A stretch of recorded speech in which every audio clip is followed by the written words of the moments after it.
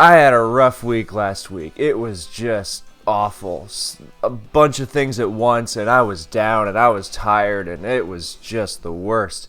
And last night, I decided to throw on something comforting, so I put on something I hadn't seen in a few years, and that was Goodfellas. And suddenly, I feel charged and revitalized and invigorated and all those other exciting things. And I know it's temporary, obviously. You saw the movie. And if you didn't, then please do.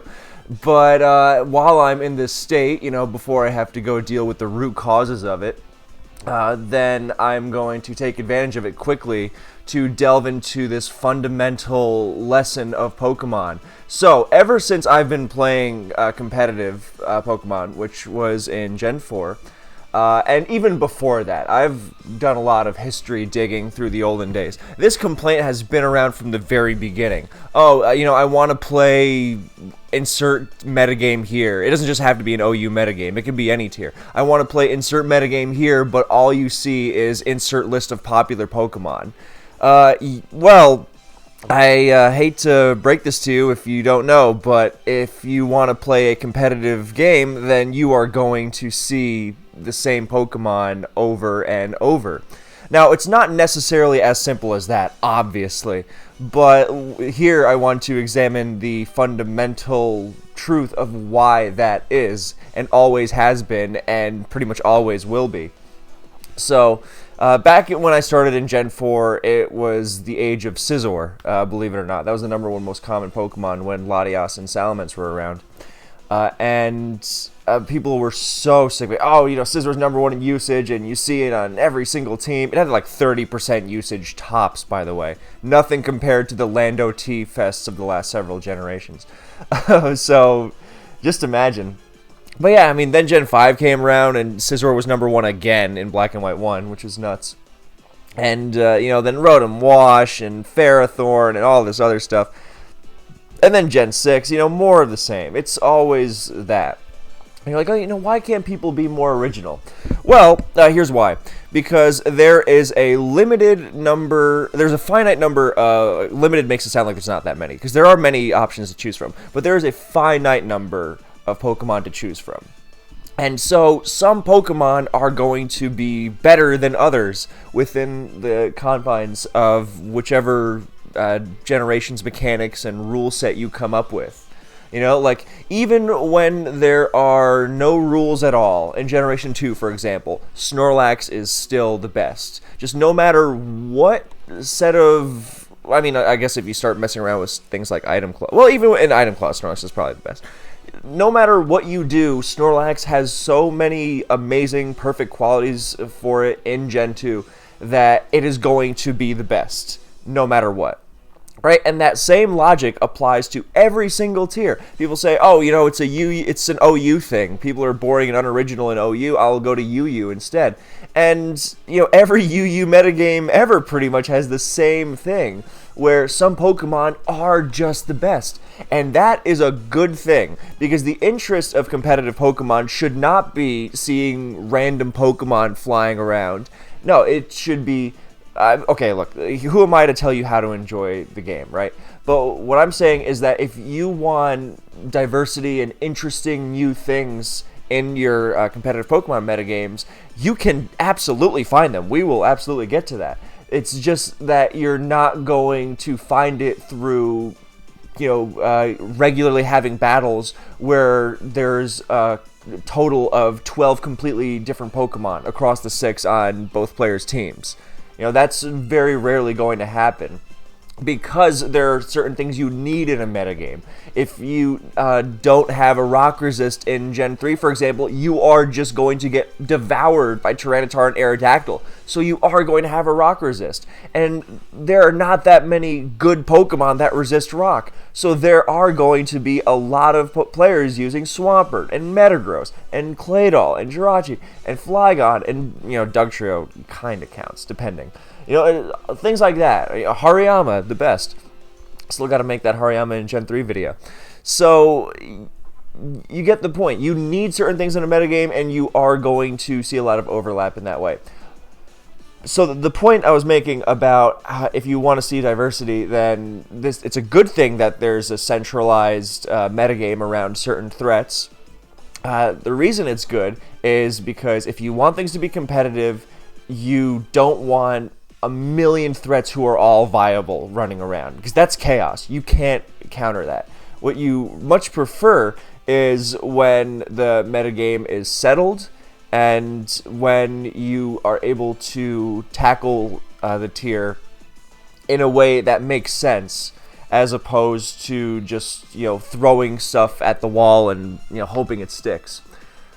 So this is why a lot of current gen metagames are particularly riotous, because people haven't figured things out yet exactly. They haven't established themselves fully, and it gets pretty wild.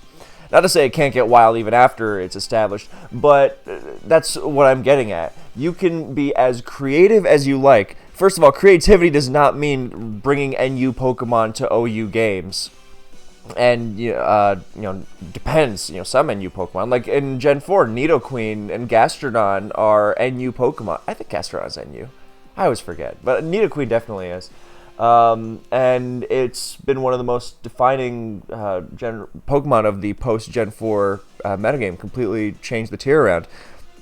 So it can be stuff like that. But really, what you want to be looking for with creativity is little things, like movesets, EVs, the way you play a certain Pokemon. Some people say, oh, you can't lead off with DD Tar in Generation 4, and then Imperfect Luck, one of the best players of all time, he was like, I'm going to lead off with DD Tar, I'll see what happens. And it caught so many people off guard that it wound up being successful for that reason alone. Now, I'm not saying it's a long-lasting thing. Not every thing you try out has to be a long-lasting metagame impactor, but you get the idea that you are able to try things out that are not necessarily entirely, never before seen. That's just not going to happen. Because, newsflash, when Garchomp came out, people figured, it's probably good if you put EQ and Dragonclaw or Outrage and Swords Dance on this thing.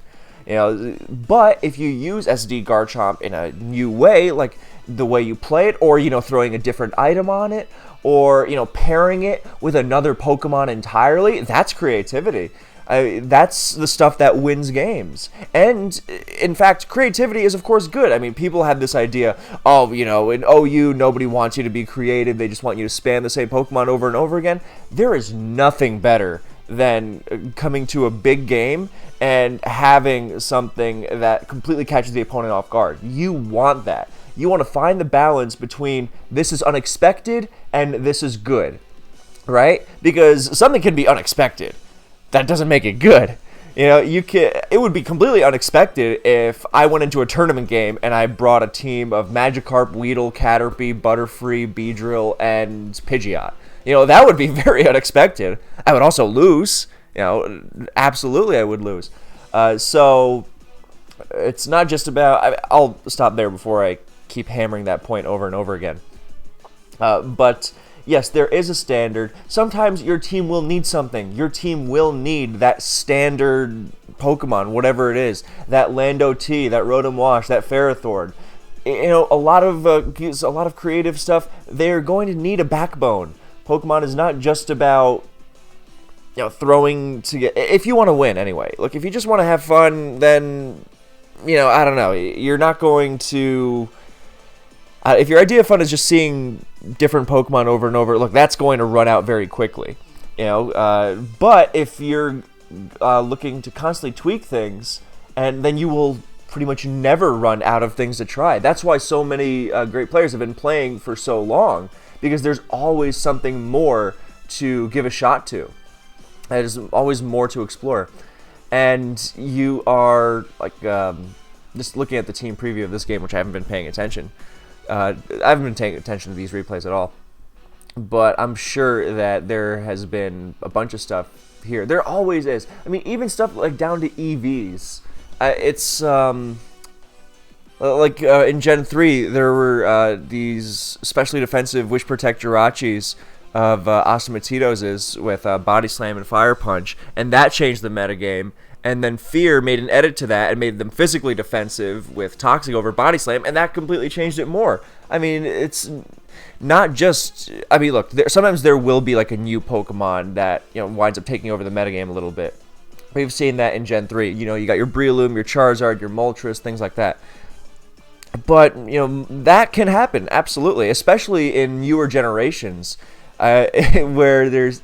Look, if old generations can constantly be finding, new things to try out and be successful with, then, the new generations with that, overflowing Pokedex, I don't know. There's always going to be something, especially, as options increase, then the good options are going to increase. A lot of time people, Gen 3's been played for a long time at a high level, and people are looking for, new Pokemon to try out. And yeah, sometimes they stumble across something good, but then, they wind up realizing, oh, right, this isn't really used because it's not actually very good, unfortunately.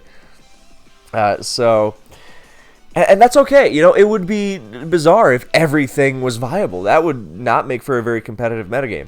So, again, I really have to stress that point, that the most popular things being popular is a good thing for, the stability of a metagame and creative possibilities. Because the worth of a creative set is not just, LOL, what if I put Choice Specs on Breloom because it has a low special attack stat, and that would be unexpected. That's not really worth anything.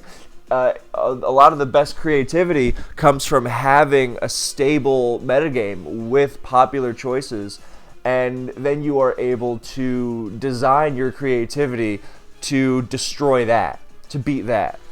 I mean, it can be as simple as, what if I put ice coverage on this Pokemon that Landorus Therian switches into, a timeless classic. Or, it can be something a lot more nuanced than that. Sometimes creativity doesn't even come from, original Pokemon or movesets or anything. It's just the way they're put together on a team, the way they're used together, on that same team in a battle. There's a ton of developments like this. And I keep circling back to earlier generations because that's my biggest area of expertise. But I mean, even in like Oris, which is, well, I guess that's considered an ancient generation by now too. Good lord. But even Sun and Moon, that had a lot of instances of those kinds of things. Just look at the recent development in Sun and Moon, relatively recent anyway, of Cresselia Hyper Offense, with Lunar Dance restoring PP to things that generally run low on it, like Suicune and Serperior. I mean, Cresselia is generally not a good OU Pokemon, but that's been inspiring things in lots of different generations. It even inspired a certain kind of stall in Generation 4. So, yeah, man, I just I gotta stress that it's not popular Pokemon are popular because they're good and people want to win, and that is the foundation of competitive Pokemon. And yes, a lot of times people will just use standard teams and win because they're good. That's the whole idea. I understand that it's not always the most fun thing in the world to run into another army of Ferrothorn, Rotom-Wash, Heatran, Landorus, Therian, T-Tar, Latios, things like that. I get it.